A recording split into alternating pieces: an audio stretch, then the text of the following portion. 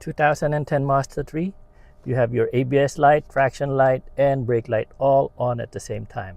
Now that's a common issue with these vehicles, and what they say is the ABS pump tend to fail prematurely. To verify my theory, here are all the errors when scanning for trouble codes. They are all pointing to the ABS pump. TCS, traction control system, control channel A, valve 1. Brake system malfunction indicator.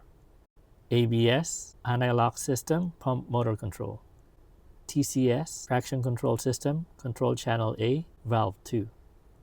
So I bought this good replacement ABS pump from eBay. So before doing a complete replacement video, let's put this on first temporarily to see if it's gonna work. So there's our original ABS pump. There's the replacement pump. I just had to fit it there so I can connect the wire connector. So we're gonna put on the negative terminal. Yikes, doesn't sound good. And we're gonna turn it on.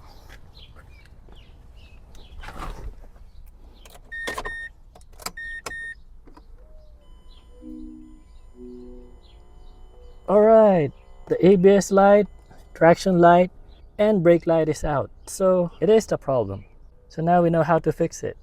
I do hope that this helps someone else when they try to troubleshoot the Christmas lights on their dash, the ABS light, anti-skid light, and brake light all on at the same time. And as we know, this is a very common issue with the 2010 Mazda 3. Thank you for watching.